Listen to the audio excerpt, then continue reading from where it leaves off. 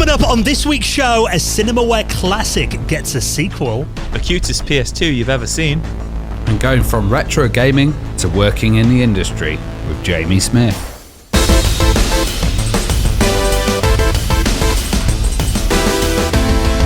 And the Retro Hour podcast is brought to you each and every Friday with our wonderful friends at Bitmap Books. Now, one of their books I can highly recommend. Got it on the shelf next to me right now. It is beautiful. A Gremlin in the Works. Now, this is a story of one of Britain's best gaming companies from back in the day. The tale of Gremlin Graphics, packed with images, interviews, and lots of reminiscing from the glory days of this legendary games publisher. You can check that out and the rest of their retro gaming collection at bitmapbooks.com. Hello and welcome to the Retro Hour podcast, episode number 362, your weekly dose of retro gaming and technology news with me, Dan Wood. Me, Ravi Abbott. And me, Joe Fox. And great to have you joining us for another nostalgic trip back to the glory days of retro gaming. And of course, the podcast that every week brings you up to speed on all the happenings in the world of retro. And you know, retro is pretty wide encompassing, really. That could mean your old Sega and Nintendo games, your old PlayStation, your old Commodore 64. It could be the TV shows that you watched back then. It could be the magazines that you read. We cover quite a lot on this podcast. It could be the haircut that you're wearing, you know. I've seen a lot of mullets. To this day. Mullets getting popular again. Or it could even be the sweets. Like, I remember a few years ago, do you remember Toffo? That amazing sweet. Oh. Yeah. I was reading an article the other day, actually, about the top 10, 15 sweets that we miss. Yeah, and Toffos were on that, the banana ones. You know, that was the only time we've been featured on the BBC, was when I bought some Toffo from... I think it was UAE or Dubai. I was about to say, I remember you buying some home. The last packet in the world, I remember. The problem was I had to buy it in packets of 30, so like 30 packets. So I was huge after eating all that toffo. So, yeah, I mean, not that we cover retro sweets very much on this podcast, but there is lots happening in the world of retro tech and gaming, and lots of stories to get into in just a moment as well. And we do have normally on the podcast, we bring you a guest each week on the show. This week, we're spoiling you because we've got two guests. Now, let's welcome on our mystery guest. Hello, mystery guest. Hello, Dan.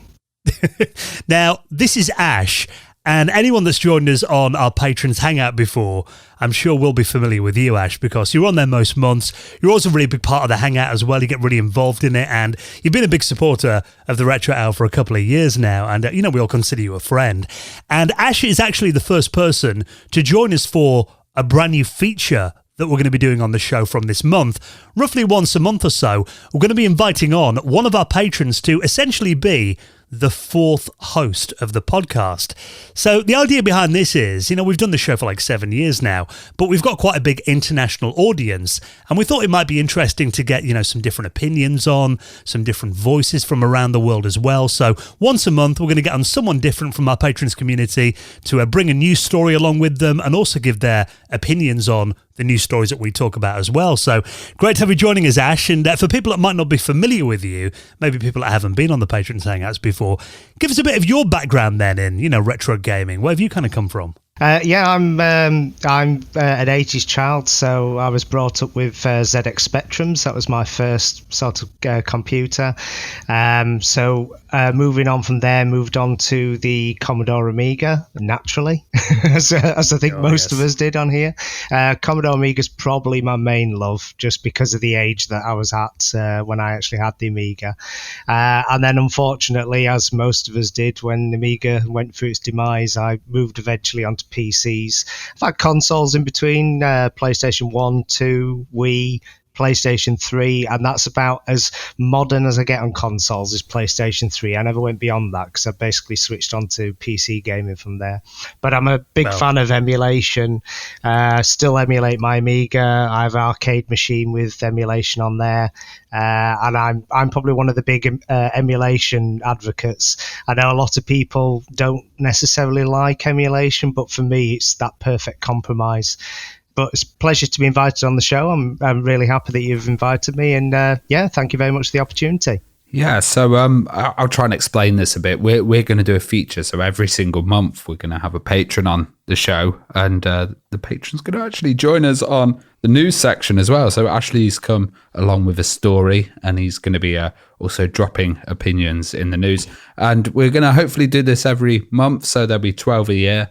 And, hopefully it will like jazz it up a bit. But also, it's really nice to have the patrons on because, we get to speak to them behind the scenes, and no one else knows about it. So it's great to kind of get people out there. Yeah, absolutely. So if you are a patron of the show, or if you're not already, actually, all the details to join are at theretrohour.com. We'll put a little form in there as well if you'd like to apply to come on. We'll be hopefully picking one a month, like Ravi said. But very nice to have you on, Ash, for our first patron guest. And looking forward to talking about the news stories with you in just a moment as well. And then in the second half of the show, that is where we welcome on a industry veteran to give us some of their memories and talk about their story and development. And actually, that is pretty much what we talk about this week with our guest, Jamie Smith. His journey from being a retro gaming fan to actually working in the industry. Yeah, this was a really, really interesting interview and a bit of a different angle for us. We're doing a lot of different things on episode 362 this week. But yeah, we kind of spoke to Jamie about his memories as we do, his journey from, gaming kind of being a hobby and a passion to it becoming his actual career. And he's been in the industry for about 10 years, working on some of the, modern Call of Duty games, Far Cry 4, some of the Driver games as well. And we kind of talk about his stories there, but then we also get a nice insight on how how he got into the gaming industry and, what advice he would give, because he's also a lecturer at university as well. So we kind of hear about how he got into doing that and stuff like that, and how he kind of got his foot in the door. And we ask him a few kind of hints and tips and what advice he would give himself, if he could go back 15 years and stuff like that. So it was a really, really interesting episode. It really just kind of felt like sitting down and talking to a friend about it all and stuff. So I really enjoyed it. Yeah, and I love the first bit of the interview when we kind of talked about how he got his Master System 2, and anyone that had a Master System 2 spent hours and hours on Alex Kidd. And then he's told us some really interesting stories about how he used to play N64 games backwards. Yeah, he only had, I don't want to spoil it too much, but for a year, he only had Diddy Kong Racing. So he used to play the game backwards to keep it interesting. So really, really interesting chat. Yeah, and today he works at Sumo Digital. He was at Ubisoft before that as well, working alongside, legends like Martin Edmonson. So we talk all about that as well. And kind of how retro influences his career today. And also he's a big fan of emulation. So I think you'll find this one interesting, Ash. And kind of talking about modding games and stuff too. So yeah, really nice chat with Jamie Smith. He's going to be coming up on the show in around half an hour from now. Now, before we do that, lots of news stories, as always, to get straight into this week. And I don't know if you're a fan of this game back in the day, Ash. Were you a fan of Cinemaware games on the Amiga? The Cinemaware games, yes.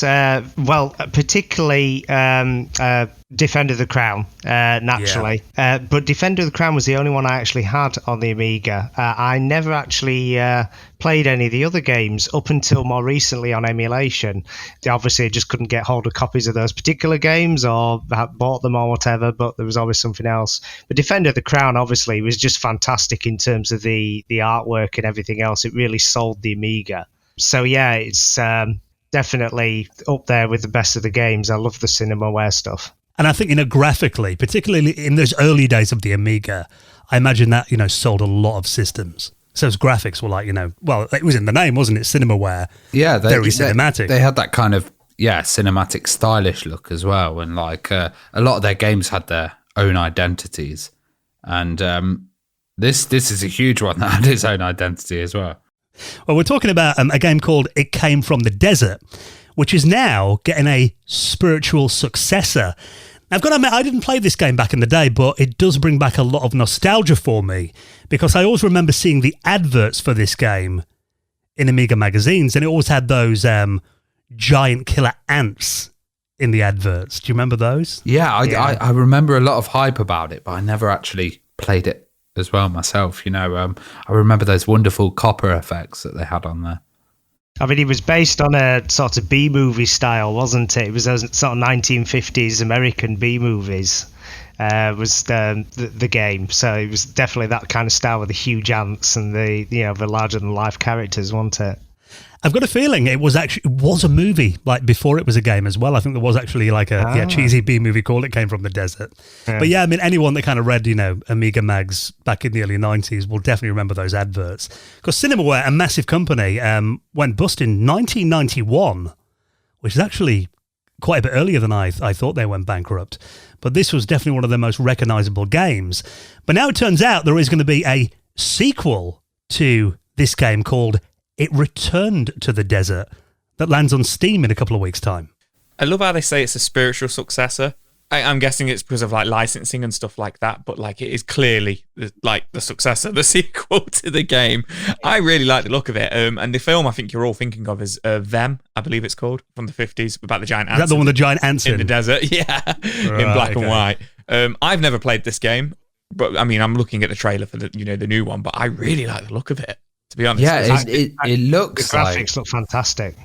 Yeah, it looks like it's built for a modern PC system, but it's in that real old school look, and it's funny because they've got like I think it's digitization style of the characters in there, but also it's got this kind of XCOM vibe from sections that I've seen. It reminds me of the original kind of like, I don't know the look of it, like the name, if there's a name of it, but the original Fallout and the original of Age of Empires, it's got that like, that kind of like shading to the graphics, like the digitization to it, like you say, Ravi.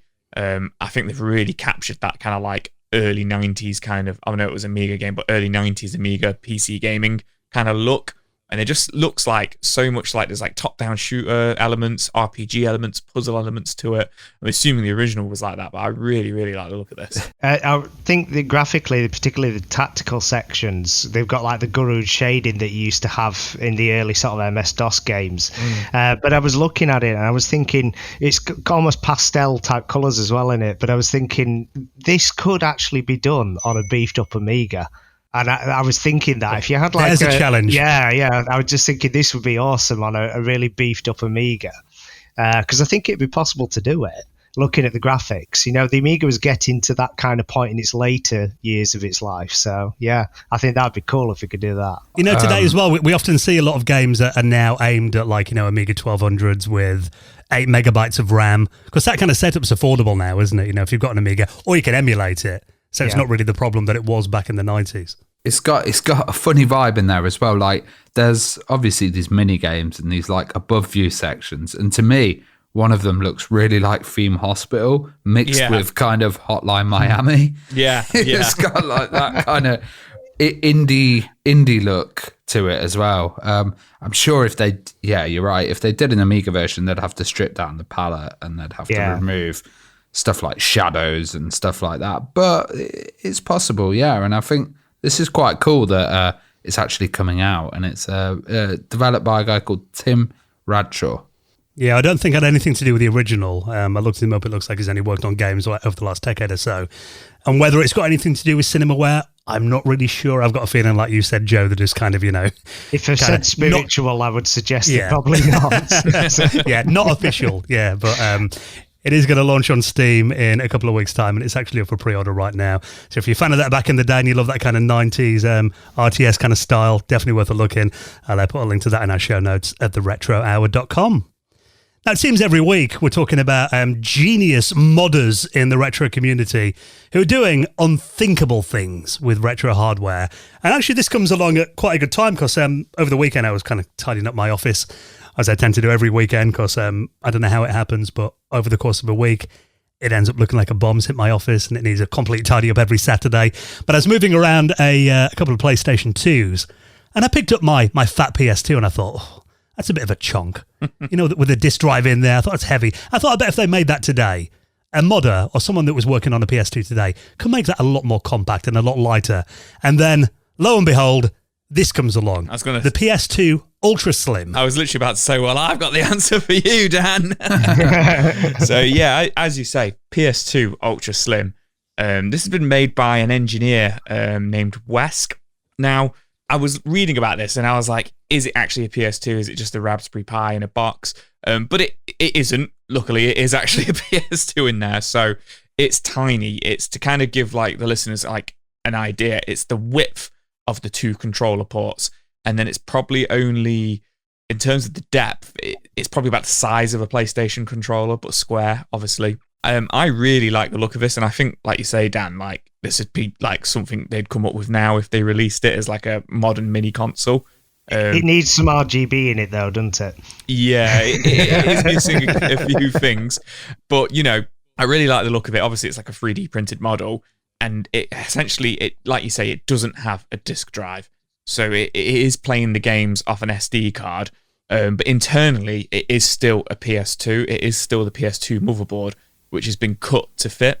He takes one of the USB ports off because it won't fit into the case otherwise. That's a USB port. Okay, so from what I see, like, the actual controller ports and stuff at the front, he says the size of them were quite huge as well. But he's not like divided it in half like the Wii ones, where no, he takes about an inch section off, just literally the USB port. Just a trim on the edge. Yeah. Trimmed it to size. And he's put a fan in there, obviously, because that's going to be an issue as well, getting a bit of overheating and stuff. But I really like the idea of this transparent case as well. Yeah, it's cool. Do you guys remember when they used to have these modded PS2 fat ones that had top loaders on them? So you'd load the swap trick. Yeah. Instead of loading the disc from the tray, you'd have like one that you lift, like on a CD32 or something like that. I don't remember that. There was a weird scene for it. There were literally people that took like a hacksaw to their PS2 just so they could do the swap trick. And put like a lid on there, which actually would be quite easy to do if you had a transparent top. You could kind of see what was going on in there. I tell you one thing I do like with it, though, using the SD card to actually load the games on. Because, I mean, I have in my modded PS2, I have a hard disk in and run off that using Freemut boot and everything else. But obviously, that's a little bit more clunky. It is a little bit less easy to swap and transfer files and everything else. I like the idea of the SD card. I think that would be a really good mod in general. Just to be able to do rather than do the hard disk one. Yeah, so. I'm not too familiar with it, but it's an MX4 SIO mod, which it's that thing we talked about last year. Where you can use the controller. You do it into the memory card slot, don't you? So essentially it's that, but it's on the inside rather than through the memory card slot, and then it's just got an SD card slot, on the outside of the actual ultra slim PS2 itself. But that's why at first glance I was just like, is this just a Raspberry Pi in a case with PlayStation ports on it? But you were expecting that big fat hard drive mod at the back. Yeah. All of that kind of stuff. The same size as the PS2 that you slim down. Yeah. But that is one issue, a slight issue with this, I guess. The MX4 SIO is only about 6 months old, I think, so it's still kind of being worked on, and they do say that there are still some games that won't work with it. Will you be able to do DVDs as well, like rips of DVDs on there or something? No, just drive. But yeah. Maybe with this, load them up as an ISO or something. Yeah, I can't see why it wouldn't work. Yeah, so I mean, it's really cool, I think, and it kind of reminds me of, it is very nostalgic for the early 2000s when, I don't know if you guys were the same, I had loads of transparent electronics, and I remember having transparent phones. Yeah, I had a see-through purple phone. Yeah, in my have you seen university. This trend recently in America? People are collecting like prison technology, so they have like prison TVs, and the prison TVs. Techmoan did videos, didn't he, on it? They're like transparent, so the guards can see through them. So nothing's stored inside there. And now people have started to collect them. So this might work in prison. This small little one. I was wondering where you're going with that. The PS2 Ultra Slim coming to a cell near you soon. And luckily he's put all the the 3D models and everything you can download if you're feeling a bit brave and you want to trim down your PlayStation 2 motherboard. You can make your own at home. So I'll put that in our show notes as well. Now, back in the 80s, you mentioned, Ash, you were a Specky boy back in the day. I was a Commodore boy, but, we get on well. No bad blood or anything these days. No, schoolyard rivalries. But Apple wasn't all that big here in the 80s. And I remember using a Macintosh, probably in around 1988, 89 at my auntie's print shop. And that was the first time I'd ever laid my eyes on anything Mac. And really, it wasn't until I went to university, like the early 2000s, that I regularly started using Macs. Got my first Mac, I think, in around 2001. So I've been a big Apple fan for over 20 years now, but haven't got a lot of experience with the Apple Lisa. But I do know that was quite a legendary machine in terms of really the first mainstream machine that had a graphical user interface on it, didn't it? Yeah, it was an interesting machine because it was very expensive. So I think I've only ever seen one Lisa. It was released at the $27,000. Well, that's the equivalent. Yeah, so it was 10,000 US back then, but still for a machine as well.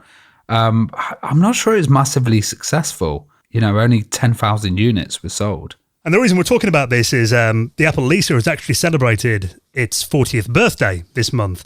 And the Lisa is quite interesting. Have you guys ever seen the movie called Pirates of Silicon Valley? Oh, yes. No, yes, one of my favourite movies. I've still not watched it yet. God, really? You guys, you need to watch that. It's out of all the tech movies. It's so good. Yeah, call yourself geeks. Yeah. Pirates of Silicon Valley. Goosebumps that gives me. Yeah, it is awesome. And it's kind of the story of basically Microsoft and Apple up until, I think it came out in around 98, didn't it? 98, 99. So it's in that era where it kind of stops, as kind of Steve Jobs is going back into Apple before the iPod and everything. But there's actually quite an interesting bit in there about the Lisa. And you might be wondering why it's called the Lisa, but apparently Steve Jobs had a daughter called Lisa who he didn't admit was his daughter at the time when this machine came out. So he's like, no, I haven't got a daughter or anything. Then he brings out this machine called the Apple Lisa, and this girl who claims to be his daughter is called Lisa.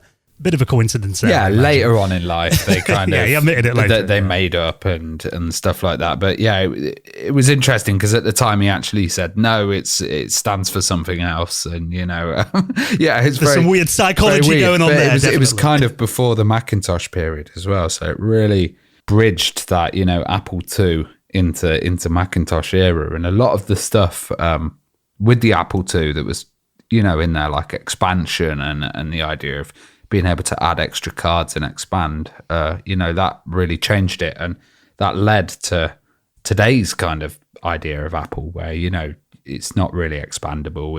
It's a closed kind of system.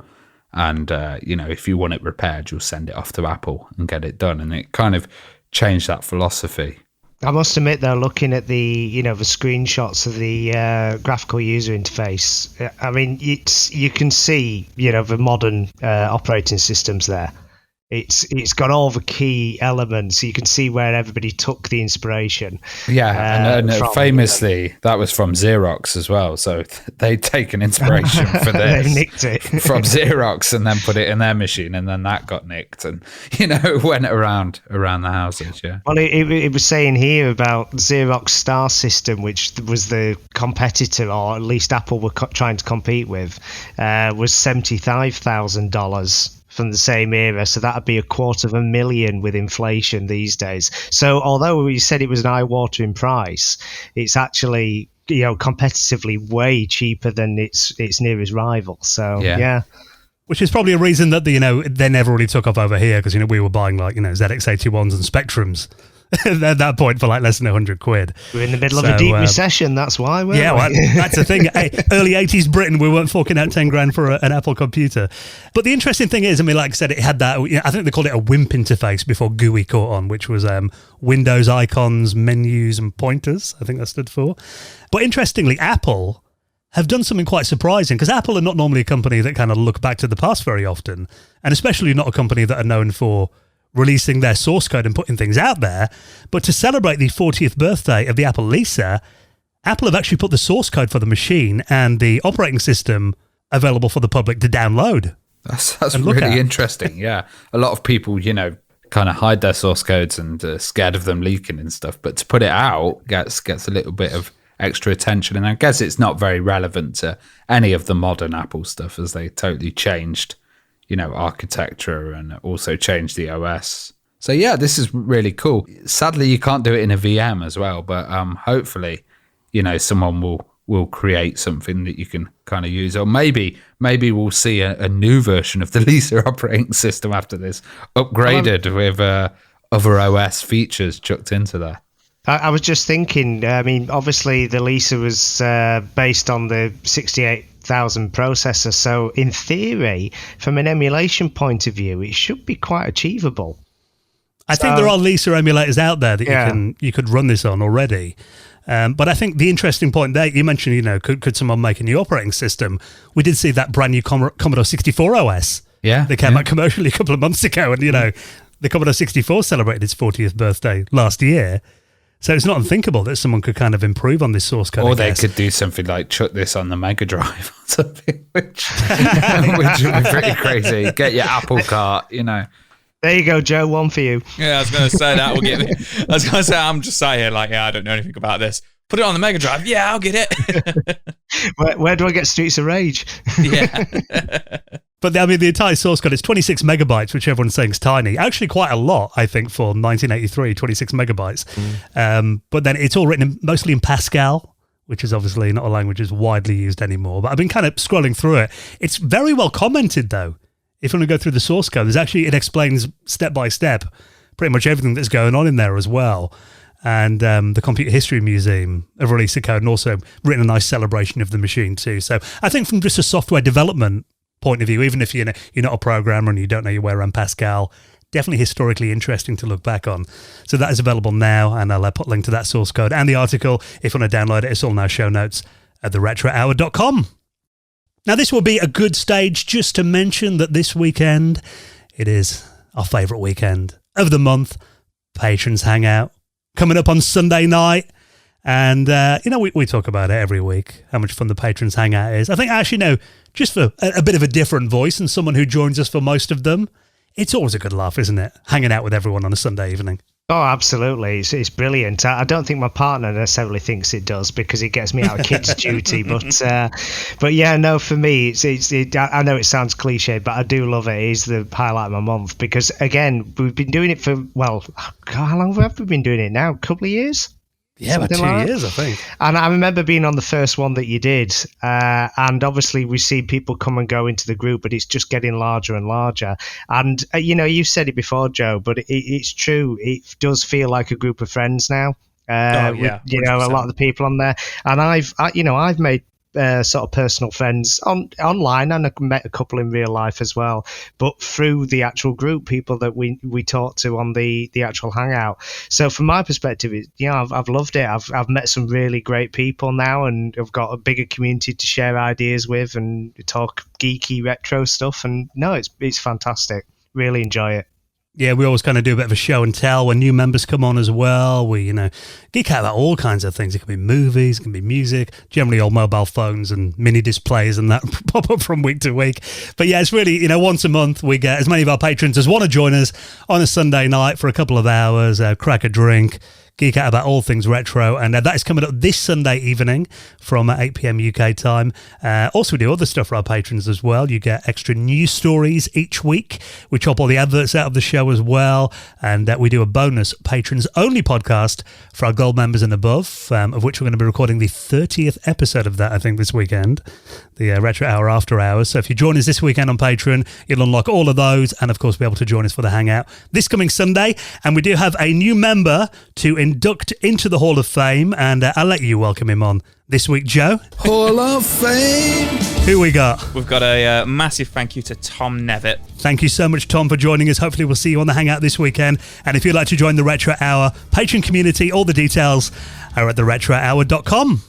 Now, it's great to have you on, Ash, as our first patron guest this month. And we did say, if you want to bring a story along as well for us to talk about, you can do. And this one has got a bit of bling about it, I think. Absolutely. So Dan, Ravi, Joe, what would you pay for a second-hand PSP these days? A second-hand PSP? You know what? Yeah. I really want to say like £10-20, but I know they have actually gone back up. I think I paid about 40 quid from a charity shop, but there were like a few little broken things on there, like the LED and stuff like that. But I did pay, but that was a bargain, 40 quid. So generally speaking, when I've looked on eBay, because I've been after one for a little while, mostly for retro emulation stuff on them, but 50 to 120 quid-ish on eBay, depending on how good they are. And when they originally came out in 2005, they were £179 was the retail price on them. So would you be prepared to spend $20,000 on well, PSP? Maybe if it was a gold-plated Ash. And owned by Pharrell Williams at one stage. So this is a news story this week, a bit of an off-topic one, but a Canadian rapper Drake, who's just released a new music video this week, and some of the eagle-eyed amongst might have seen that he has a rather bling-looking PSP in the music video at quite a few stages. And what he's done is Pharrell Williams back in 2008 decided he didn't just want an ordinary PSP, so he commissioned a 14-karat gold casing for his PSP, and he also had a custom Goyard case made for it as well. And in case you're asking weight-wise as well, yes, it did have a significant change. It went from 280 grams, that's a normal PSP, to 660. So I was thinking if you're playing for any long period of time, that's probably going to put some strain on the arms there. But and that's going to add a few quid to the shipping if you buy that on eBay as well. Yeah, there might be some declarations to do as well, I think, getting that one imported in. But yeah, so effectively, Pharrell Williams must have put this up on an auction site, and Drake appears to have bought it. I guess this is why he's gone for 14k, not 24 karat gold, because that would have been even more heavier, I guess. it is interesting because it's like, not that we're going to get onto the whole rappers and feuds and stuff. I don't know. Maybe they get along, but yeah, apparently I'm reading in the article. Apparently, a lot of the bling Drake is wearing in this, it is Pharrell's that he's bought off him, but it's from Pharrell's, because I thought maybe he's skint, he's had to sell all his stuff, but apparently it's from his own auction house that he runs. So Jupiter is the one that he has, apparently. So he's probably just sold it just to make some money or whatever, or they could be friends and he's using it. I don't really know, but aside from the fact that it's he's using a gold PSP, but it's just interesting that Drake's waving. I'm watching the video now, and it doesn't just show up once, it's literally in his hand. It's a few times, yeah. Yeah, he's and I think this is one of the things I thought with this is we're getting into the realms of celebrity chic now. Retro gaming is becoming so mainstream now that even the celebrities are wanting to be seen, with the handhelds and retro gaming stuff. So yeah, I thought it was quite an interesting one. It'd be more impressive to me if it was just a normal Game Boy Pocket or something. I'd just be what? I'd be even more random rather than a gold-plated PSP. But it's interesting to see. I'll tell you what I would be interested in is, has he soft-modded it? That's what I want to know. Spent 20 grand on it. Has he soft-modded it? But apparently Pharrell's also been auctioning his gold BlackBerry, which sold for $45,000 apparently. Oh, so he's kind of having a bit of a offloading a lot of his retro stuff by the sounds of it. But you mentioned that this features in his new video. There's been quite a few of these sightings that I've seen. One of the weirdest ones, and if you guys saw this on the headlines, a lot of the retro sites over the last week, but there's an MP in the UK, I think his name is Andrew Gwynn, and he was on ITV News last week, and randomly in the background, if you search this on Google, you'll find it, he had a full set-up Commodore VIC-20 with a data set, a joystick, a CRT monitor. You sent us that in our group chat. Yeah, I used to have a weird relationship with MPs where they would talk about video games, and I remember one was canvassing in my local area, and I met him at the opening of Video Game Museum. And he was I was like, I've got an Amiga upstairs. He's like, you got Shadow of the Beast? I was like, yeah. So he came upstairs and then started playing on it. And then I had this massive bang on the door. And they were like, it was his whole press team. And they were like, where's the MP gone? And I was like, oh, he's upstairs playing Amiga. I'll just go and grab him. There's a lot more people in politics that love playing video games. He lost the election that year after that. Yeah. He did actually. Could have been worse. Could have been the security detail breaking the door down, couldn't it? Yeah, true. After you put your new front door on as well, Ravi, that would have been a disaster. So, very interesting. Want to check out that video and the story as well. I'll stick that in our show notes as well. Just one quick story to talk about as well. And actually, we're going to be covering more on this over the next few weeks. But this is very cool. We're talking about the Return to the Desert sequel before. And this is another classic game from the late 80s. It's now getting this one looks like an official sequel. And this is a game called Shadowgate. Now, I don't think any of us guys have actually played Shadowgate before, but this was a 1987 dungeon crawler. And I am going to be digging this game out this weekend, I think, because it looks really cool. And dungeon crawlers were always a genre that, for some reason, I just didn't massively get into them. I loved Hired Guns on the Amiga. That game was brilliant, but I think it is definitely a genre I'd like to explore more. Really? Too scary? No, I just, again, I wasn't massively into dungeon crawlers. I mostly fired up Hired Guns for the music. Right, yeah. But Hired Guns was creepy, though, because you heard the monsters kind of rustling around in the bushes and those footsteps, and very creepy game. But this one, more than 30 years later, there's going to be a new version of Shadowgate. It's a sequel called Beyond Shadowgate. Now, quite interestingly, Ash, you notice that there has been another game released with that title. Yeah, when I was having a look, because as you said, I'm same as you, Dan. I never played the original, so I was doing a little bit of research on it. And again, Beyond Shadowgate was actually a genuine sequel or a genuine part of the franchise, but it was released on the TurboGrafx 16 in 1993. So and apparently it was a side scroller. So it completely changed the entire genre that it was from. So I don't know much about that, but I just thought it was curious because I wondered why there were two Beyond Shadowgates. But obviously this is maybe this is what he's envisaging that one should have been. I'm not sure. It looks great though, and I think graphically, again, it kind of sticks to that. You could imagine this could have come out maybe about 94, 95. In terms of the graphics on this trailer. It has that Amiga look to dungeon crawlers from that period. Definitely. It's mind you, I say that, the PC ones at the same time looked roughly the same as well, but obviously my experience was more with the Amiga ones at that period. And Shadowgate, I think it was originally a Mac game, but it did have a version on the Amiga and the Atari ST that were obviously in colour on those machines because the Mac was monochrome at that stage. But they're saying that this has got one of the original programmers who was behind Shadowgate. Hopefully we're going to have the podcast have on the show in a couple of weeks' time, Dave Marsh. And this is going to be launching on Kickstarter in the middle of February. And he reckons this game is going to be kind of taking it beyond the original game, hence the name, I guess.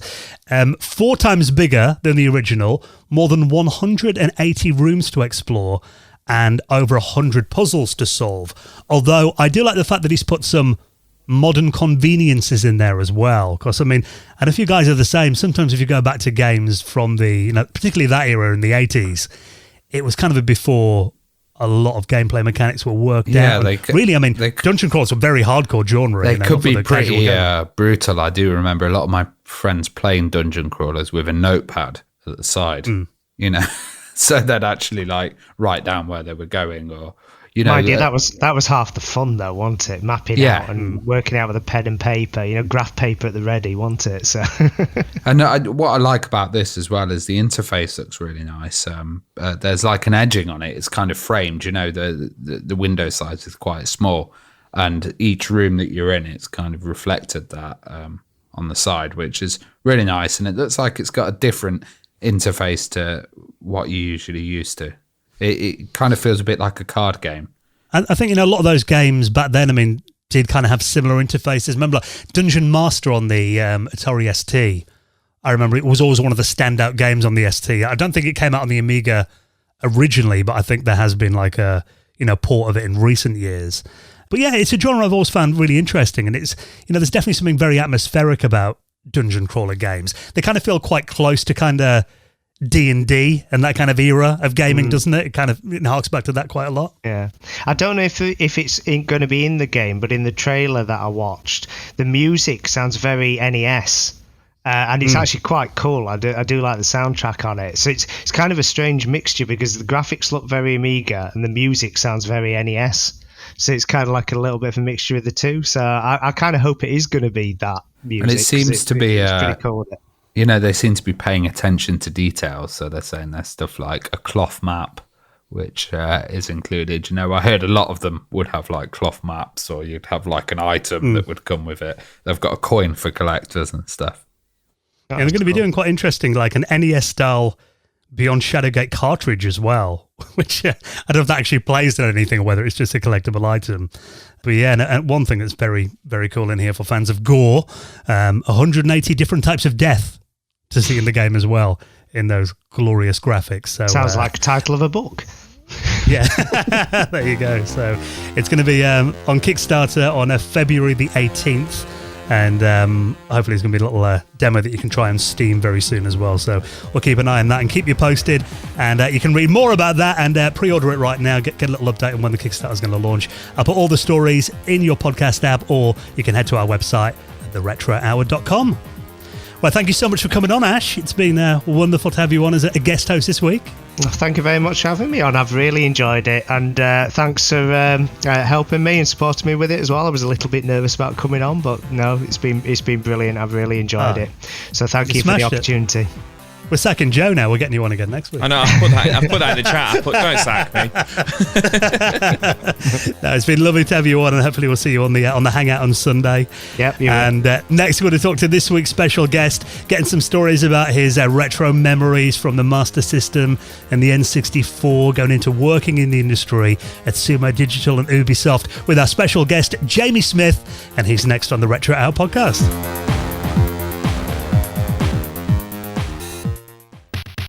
You're listening to the Retro Hour podcast, and let's get on this week's very special guest. Always our favourite part of the show, when we get someone on to give us their story of how they got into the industry, the games they've worked on, and of course get really nostalgic about their journey and their early days in gaming as well. And let's welcome on our guest this week, who's worked for companies like Ubisoft. He's now the principal game designer at Sumo Digital, and we're going to talk about his old school memories of gaming as well with Jamie Smith. Welcome to the show, Jamie. Yeah, nice to chat to you both. I appreciate being on. Yeah, really nice to take some time to chat to us about kind of what got you into gaming and the projects that you've worked on as well. And it was amazing. You actually reached out to us last week, and you mentioned that you listened to our podcast on your early morning walks. So it was nice to chat to people that listen to the show. Yeah, that's it. You're the voice of 6 a.m. So I'm up every single day. I listen to I've got a whole kind of backlog of playlist, and I just run through. I've been running through different episodes. Most recently, the Games Master ones. Dominic Diamonds, Dave Perry. That was a really early episode, and just the odds and sods of the kind of the latest ones. I've not necessarily listened to them in order, but I've got them all backed up on the playlist ready. Oh, fantastic. Well, you'll know then if you listen to the podcast that generally we always like to kind of find out your earliest video game experience and kind of where it all began. I mean, what's your story then? What got you into gaming initially? Yeah, so I think there's kind of two sides to this story. So the first one is randomly, this was when I was 4 years old. So again, show my age now. This is 30 years ago. My mum and dad bought a Sega Master System 2. So that was the kind of classic, slightly rounded version, as opposed to the blocky type. Had the 2 joysticks with it, and it was the version that had Alex Kidd built in Miracle World. And I seem to remember that might be the first game that I ever remember playing. But the second side to that coin is my parents also had a bunch of friends who had older sons and daughters, some cousins who all had Mega Drives and kind of the SNES, NES at that kind of time. So it was kind of dabbling back and forth between, waiting for Ricky Lake or Oprah on Channel 4 to kind of finish to jump on the Master System, or kind of going around their houses and playing whatever games they had. But I seem to remember that Alex Kidd was definitely either the first or the first game that I remember playing. It's really funny. My friend Dougie, he got a Master System 2 for Christmas one year, but his parents didn't get him any games for like about 6 months. So the only game he had was Alex Kidd. He was brilliant at it, after 6 months of just playing that. But I think that was probably a lot of experience, a similar experience for a lot of people that had a Master System. Exactly. I imagine it'd be pretty good at rock, paper, scissors. Funny you should say that, because that's actually very similar to kind of like my kind of earliest memories as well. So it was really kind of a bit of a nostalgia flashback there. But me and my brother were idiots, and we actually thought the Master System 2 was like newer than the Mega Drive. So we had a Mega Drive, and a cousin of ours had the Master System, and we really wanted a Master System because it had Alex Kidd built in. So he took me down memory lane there as well. But you grew up in Middlesbrough. Was there much of a gaming scene there? Was there any local arcades you used to frequently go to, or any game shops you'd go to? Yeah, I mean, there was a couple of places. You always had that classic thing of, the chip shop with the old, Galaxian in the corner or something like that. But we still have it to this day. It's called the Hollywood Bowl. It's just outside of Middlesbrough. It's in what's called Teesside Park. And you've got just in there a big arcades. It's kind of a bowling alley, and it's also got lots of kind of retro games, or what were retro games at the time.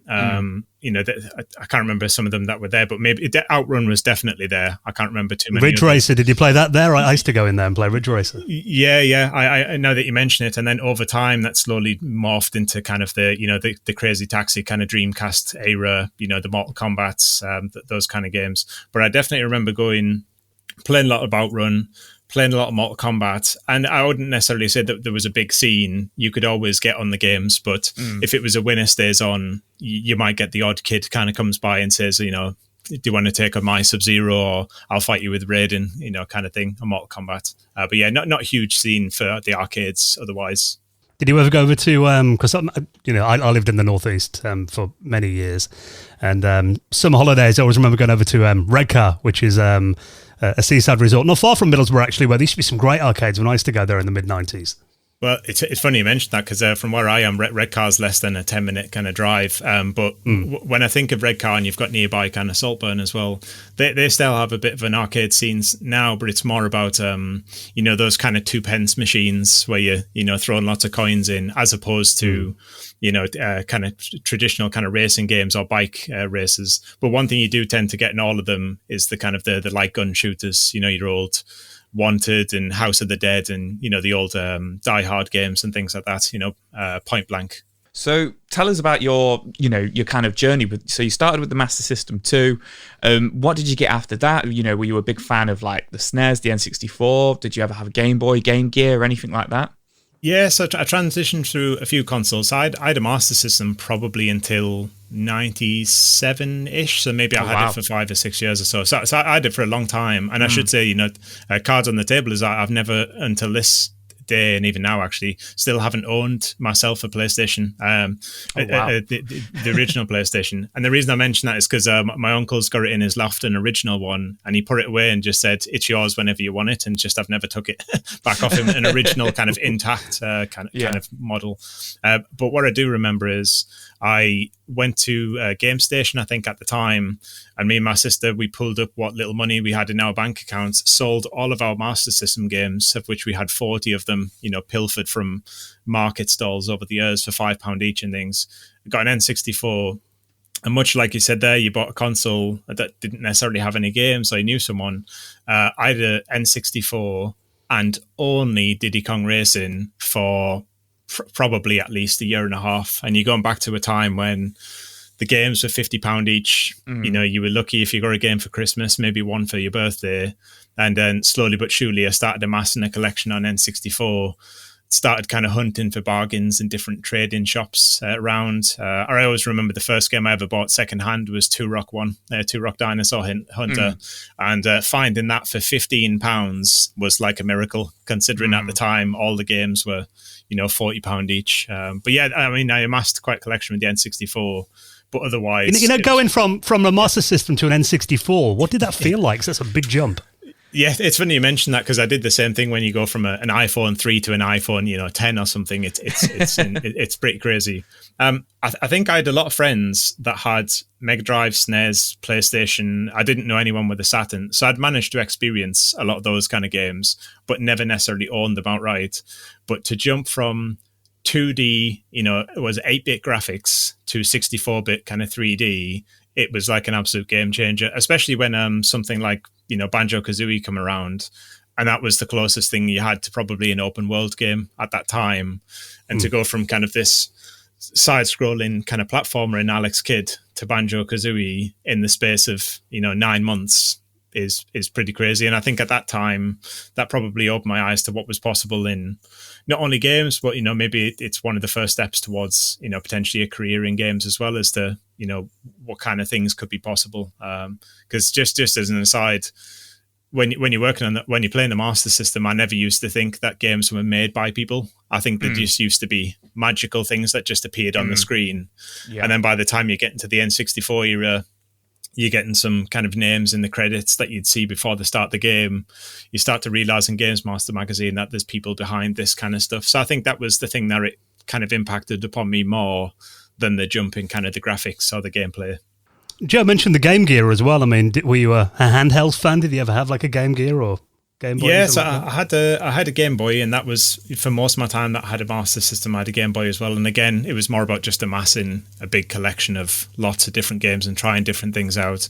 But the quick anecdote that I had about the Game Gear is my friends or some neighbours used to have consoles, and if they ever went away on holiday for a week or so, they maybe would borrow it to me.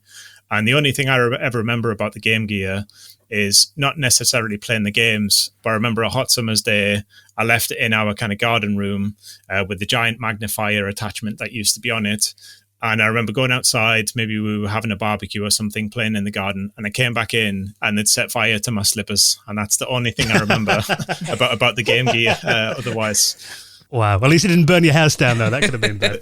Exactly. Yeah. They were only. I say it was on fire. You know, they were pretty singed, but those were a dangerous object. You know, you wouldn't see a Wii come with that kind of warning these days. No, absolutely not. Well, you mentioned Games Master magazine as well. I mean, you know, in terms of thinking back to the 90s, you know, how we consumed gaming media, you know, before like the days of YouTube and everything. I mean, were you watching TV programs like Games Master, and what magazines were you reading? What was kind of the at that time, if you know, I've said this earlier just off air, but you know, a big influence on me was Games Master at the time. Not just the TV show, but as I said, listening through the podcast and going back through various episodes with, you know, Dom and Dave. I used to, at the time, the TV show got me onto the magazine, and I was probably reading the magazine from, you know, those kind of formative years, you know, 6 or 7 to maybe 13, 14 or something, you know, potentially when I start transitioning to, you know, Edge magazine and a few others.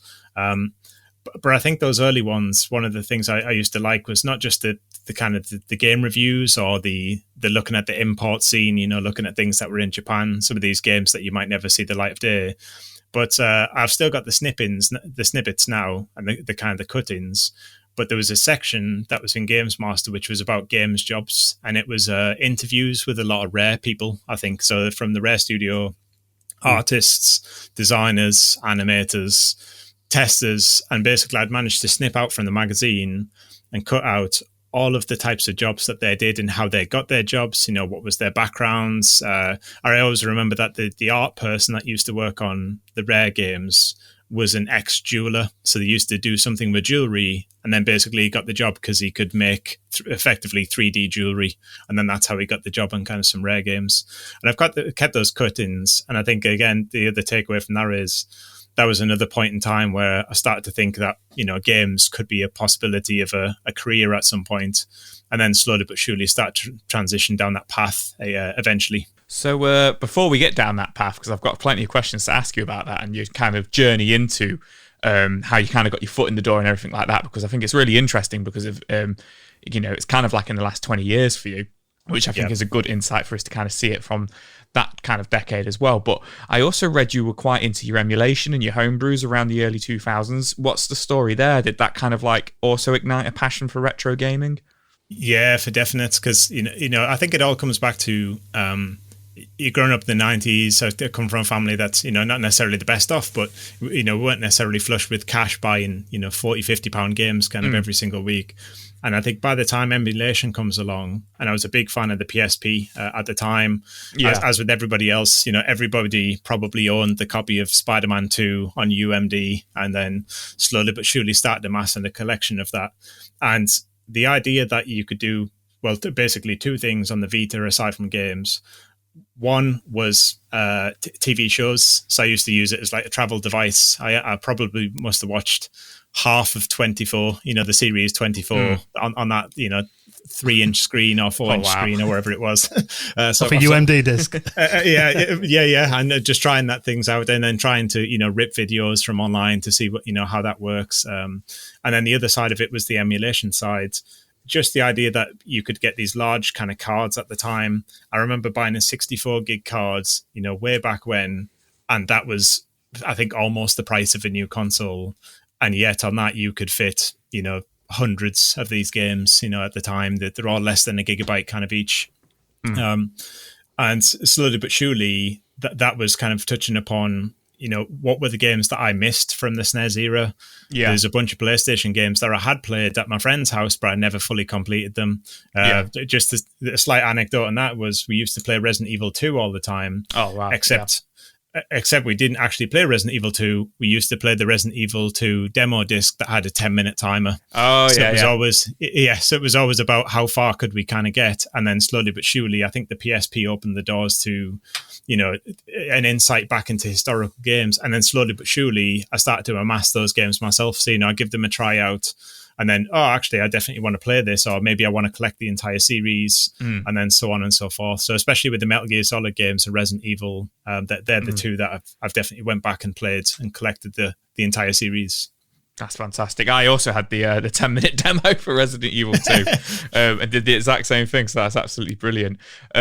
So kind of getting into the start of your career. So Atomic Planet and Acclaim Teesside were both local to you.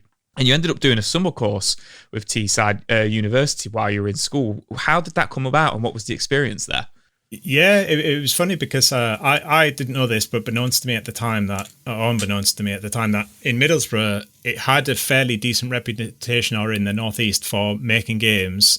And the two studios that you mentioned, at least one of those, I think, was involved with Shadow Man on the N64. So I started to kind of put two and two together, Acclaim Teesside and Acclaim, kind of games.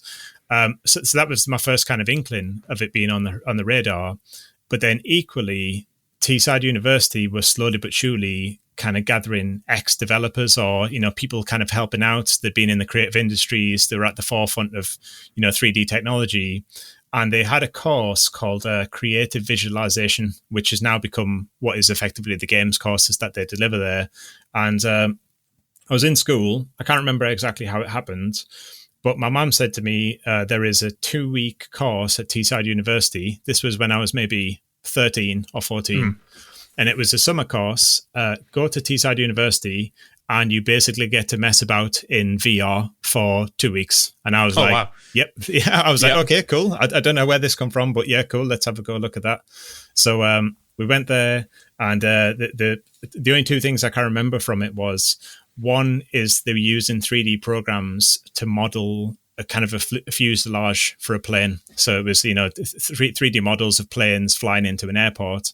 And that was the second part, is they'd made a 3D reconstruction of Teesside Airport in the VR room, and you could sit in the cockpit of the pilot seat, or you could stand on the runway and watch the planes kind of coming into land. And that was basically my first experience of it. And at that point, putting those two and two together, there's some local games company with games people, and also there's a games course, or what would become a games course, on my doorstep. This is almost like the stars have aligned, following on from the Games Master, magazine snippets as well.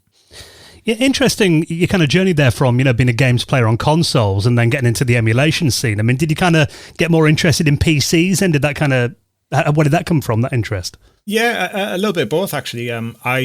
Even today, I mean, obviously we're on a PC at the moment, but I'm not a huge PC gamer. I tend to be more console kind of focused myself. But we did have an old kind of PC at the time. I can't remember exactly the specs, but my uncle used to work in a computer company in Middlesbrough, and it was more general tech and surveillance and communication. So it was not so much about games. But I think he built us a PC. And then slowly but surely, my dad's friend used to borrow us a couple of games at the time. I think it was G Police, Champ Manager 97, Diablo 2, a couple of others. And then slowly but surely, it was, you can do not just games on PC and not just, Word documents. You could do this other stuff, which is, booting up a PSP and kind of adding your own music to, Grand Theft Auto or Liberty City Stories or something. So it was more tinkering than kind of anything else. And then slowly but surely, more and more emulators come out, and maybe there's an N64 game that you'd not played because it only came out in Japan, and it's, £150 to kind of import. Do you want to try it out? Or this particular version of a game, you can try it out, but it's got a better frame rate. And that was the big complaint, back in the 90s or something. So slowly but surely, it was more about just a general interest in kind of tinkering with things.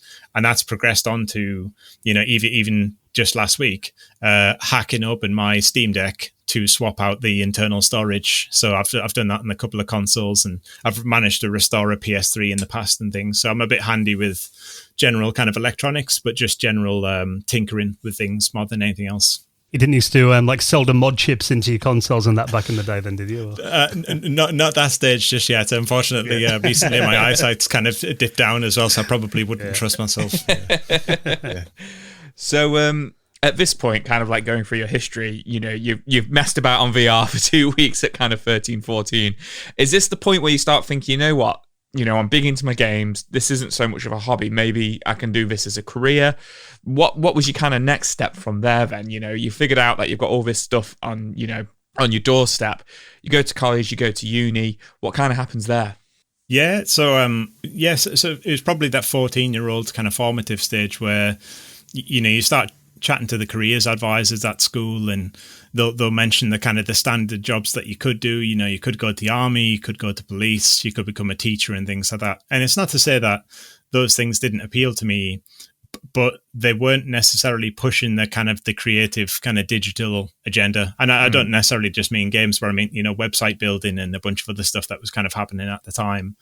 And again, I don't remember too much about it other than I started researching some local kind of colleges, some local universities. I had a look at Teesside, obviously, because it was on the doorstep, and also did a games course. And I think I kind of worked backwards from that. So the idea being, to get into Teesside, you needed a certain grade. You needed a certain grade in a certain subject. Okay, what colleges in the local area could I get that particular skill set from? The college that they mentioned at the time that we were kind of supposed to go to, the natural kind of path, didn't necessarily do that course. So then I managed to find, it's got a different name now, but what was called Cleveland College of Art and Design at the time, which, quick name drop, is that also the same college that Ridley Scott went to. Awesome. Nice. Yeah, so I think he was in the Hartlepool campus, but I was in the Linthorpe one, which is just in Middlesbrough. And as I said, I just worked backwards from that, and I ended up going on a course which was dedicated course to 3D design. And 3D design was a digital kind of software course, which was about making 3D objects, for example, furniture, architecture. A lot of people went on to kind of transport design, to designing cars and vehicles, but equally also making that stuff in real life as well. So if you're making a chair on the computer, you would also build it out of, you know, MDF and plastics and whatever other materials. And as I said, I was quite kind of handy anyway. So did those bits and pieces. And then they said after that course is that you would be well versed, ready for a games course or games animation course, because there was a lot of software involved. So by the time I got to Teesside University on the games courses, I'd been using a piece of software that a bunch of other people on the same degree at the time, the games design degree, had never used that piece of software before. So again, I had a kind of a head start in that sense. But that was all from, you know, kind of a bit of my own research, because unfortunately at the time the, you know, careers advice probably hadn't caught up to the digital age at that point. Yeah, I imagine it's different now, but yeah, definitely. I mean, it's I've got a feeling they kind of had like a textbook back then with kind of approved jobs, and if it wasn't in there, they wouldn't advise you on it, would they? Exactly. Yeah, it's that kind of thing. Well, did you ever get into like programming side of it then, or was it more graphics? What was kind of your journey there? A little bit both. So programming wise, I've done bits and pieces kind of throughout my career. And at the time, you know, you're chatting about emulation stuff. You know, I've been through some kind of BIOS files and, you know, tinkering with XML files and bits and pieces like that. The college that we were supposed to kind of go to, the one that I didn't end up, attending, that was one of the courses where I would have probably went into full-time programming, you know, wherever it was at the time, C or Lua, you know, wherever the kind of the topic was.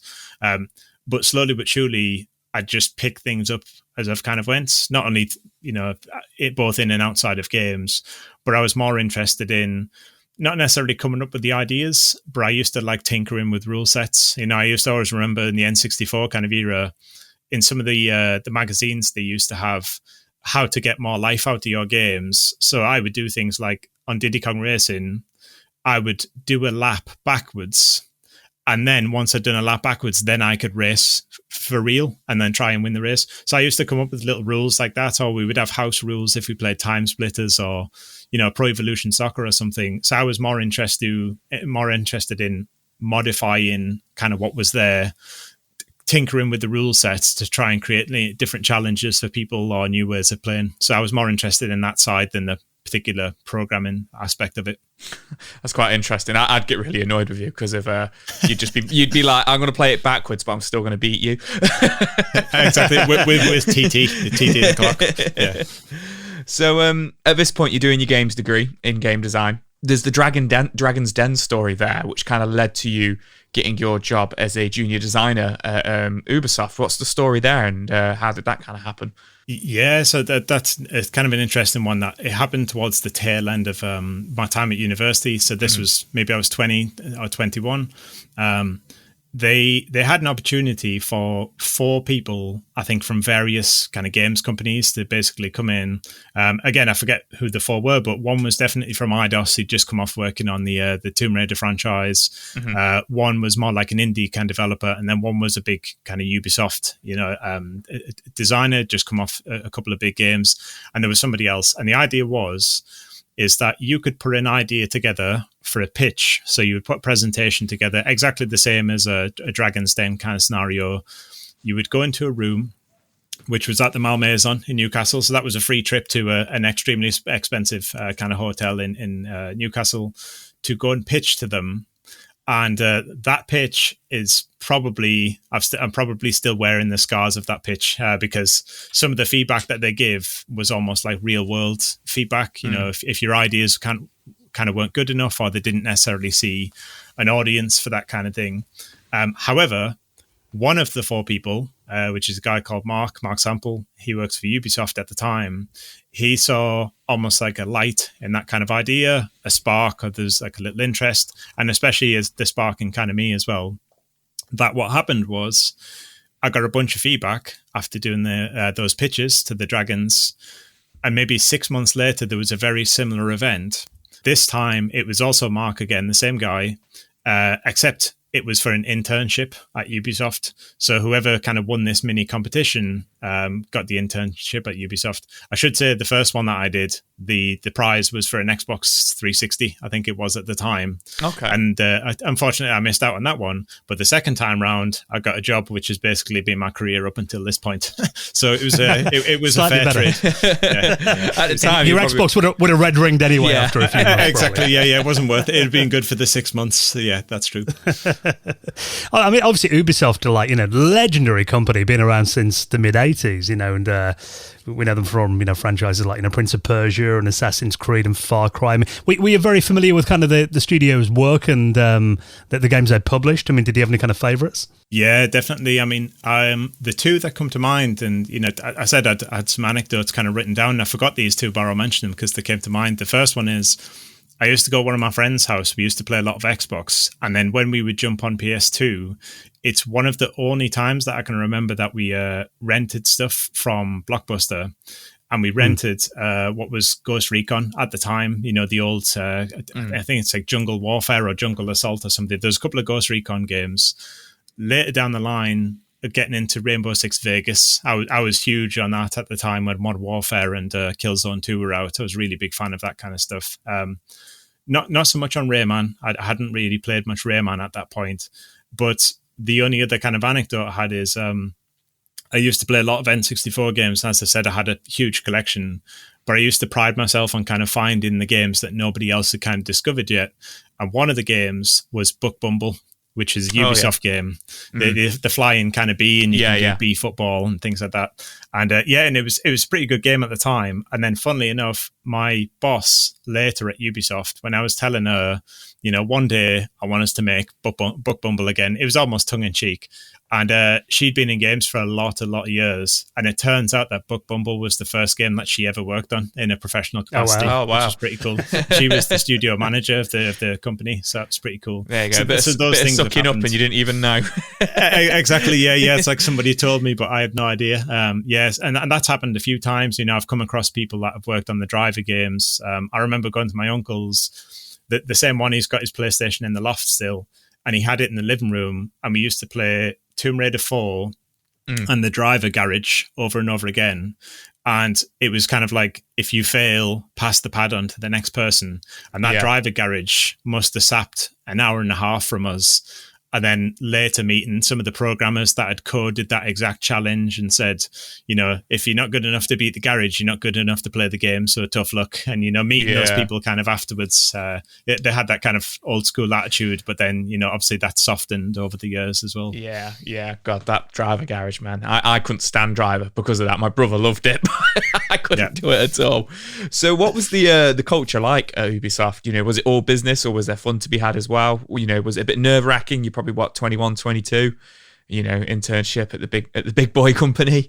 Yeah, that's it. I mean, I think at the time that was Ubisoft Reflections. I think they'd been owned by Ubisoft by maybe 3 or 4 years at that point. So I think in part they were still kind of acclimatizing to having big publishers because I think previously some of the games had been from Infogrames and Atari, and then this was kind of assimilating into the big company. But yeah, the same as you mentioned, coming in, you've got a lot of people that have come from the original Driver team. They've been there for 15, 20 years. They've worked on a lot of games, had a lot of success.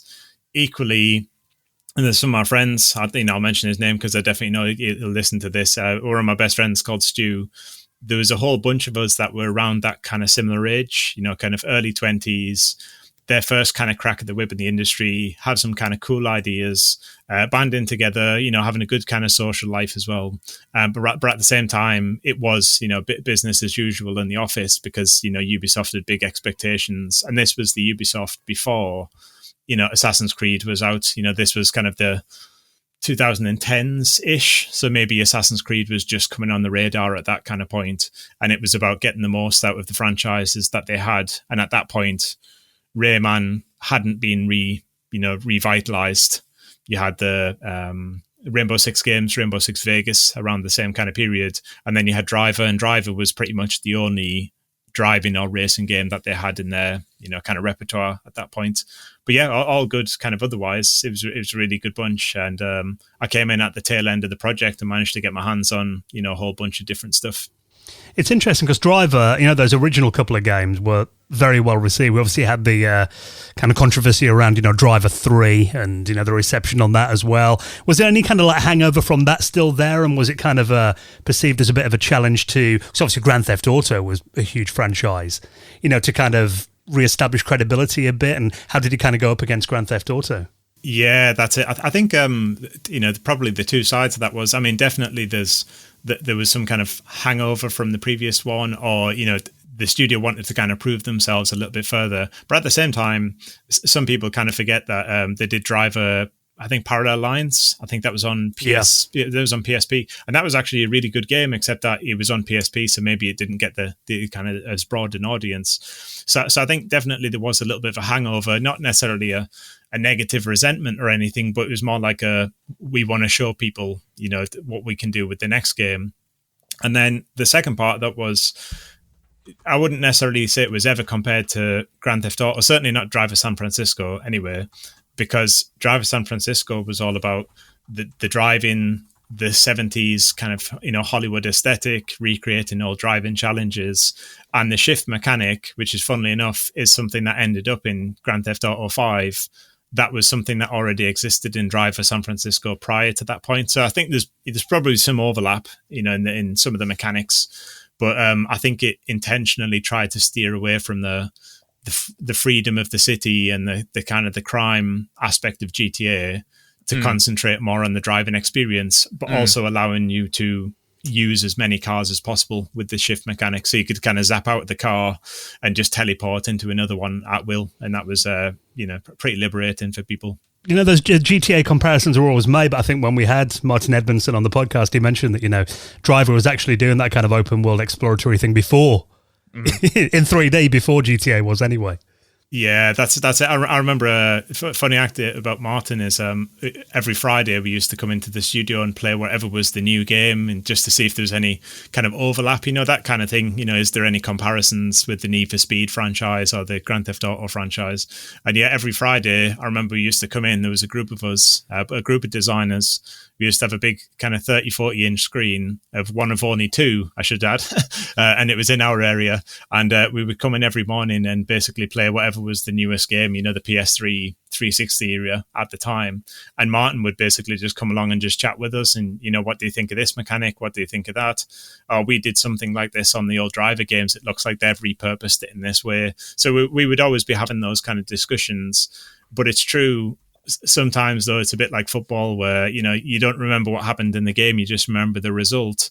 If there's a franchise like GTA that's going to get $1 billion or something, you're probably going to forget where the original inspiration came from because the other product didn't get $1 billion. So it's kind of peaks and troughs for different projects. Yeah. Well, obviously, Martin's got a very, long history in the industry. I mean, how did you find working with him then?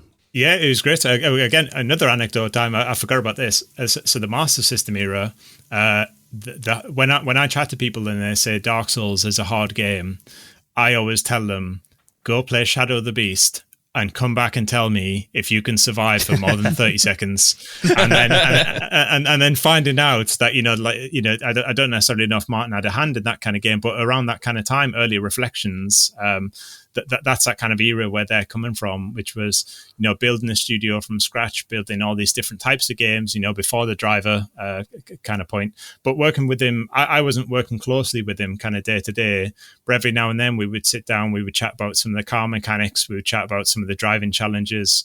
He would also be the first point of call that we would have if we want to do a chase mission. So, you're in the cop car chasing the bad guys, we would put the pad in his hand and say, what do you think of this? Does it create the feeling that you're after?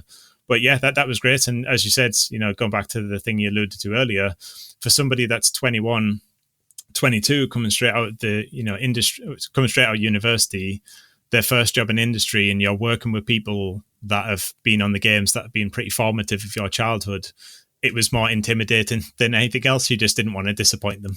So that's the thing I always had in the back of my mind. So you also worked on some other huge kind of legacy franchises, if you will, Far Cry, Rainbow Six, The Division. I think you were handling all of kind of those franchises at some point, Far Cry 4 and Rainbow Six Siege, wasn't it? What was that experience like? You've just mentioned it there, you want to make sure you're kind of impressing people because these are big franchises, that you've kind of grown up with. Yeah, that's it. I think those ones came about is that I, towards the end of my time at Ubisoft, I had a month, maybe 6 weeks, maybe more. That was in Paris. So working directly in Paris, what they had in Ubisoft is head office. And that's basically the place where, it's the central point of contact for everything that happens in the company, what games are coming out, what the release schedule is, what the marketing plans are and things. So I was based in Paris, and on a daily basis, we would basically get moved from project to project to check the status of it, to provide feedback, to chat with the lead designers. So yeah, I remember Rainbow Six Siege, and I'll claim it here because I've never mentioned this out loud before, but I will mention it. So we were working on Rainbow Six Siege at the time, and we had a playtest. And again, it's a big established franchise. It's trying to make a new wave. This was before the game came out, and we had all the explosive kind of things that you could put on the walls and you could blow the doors in. And I remember at the time, you could use about 6 of those at once. So you could get 6 people, 6 explosions to destroy effectively the entire building at once. And we slowly but surely said, well, why don't we change it so that each individual operator has their own specific equipment that is unique to them. And then the week after that is basically what you have in the game right now, is if you pick any of the operators, the equipment that they get, that came from that suggestion. Because at the time, it was like a shared pool of resources that they had. But again, it also harks back to something that they had on, Vegas, pretty revered, pretty hardcore kind of franchise, the 360 PS3 kind of era. And you don't want to kind of annoy the dedicated but kind of smaller community of that versus the large scale kind of Call of Duty franchises. And it's the same as Far Cry. We were on Far Cry at the time. You've got this legacy of Far Cry being effectively the benchmark for any PC, any, draw distance, graphical kind of settings, lighting, shaders. But equally, it had to do it in such a way that it was going to, respect the frame rate of the game, appreciate the types of new mechanics that they were putting in, the draw distance, the new animals and so on. So a lot of it was looking at it from a critical kind of design perspective, but at the same time, just be memorable of just remind yourself of what's the type of things that made that game kind of popular in the first place and not steering away from that. So yeah, big challenges all around. Did you ever look back to some of the older titles? Because I mean, something like Far Cry, I mean, God, it's nearly 20 years old now, isn't it, that franchise? Yeah, and I suspect if you said Far Cry or, maybe even the Crysis games, that they probably test some PCs still to this day. In some cases, probably unoptimized more than anything else. But yeah, we did go back, but actually at the time, part of the remit was not just looking at the past games, but similar games from other publishers or the developers that gave you the same sense of that feeling that you got in the game. So for example, when you mentioned Far Cry, we actually looked a lot at the Skyrim, at the time. Skyrim had came out a couple of years before, and it was a totally different game, totally different era, but the sense of freedom, the sense that, every cause has an effect. You can play the game in different ways. You can play it stealthily. You can talk to people if you want.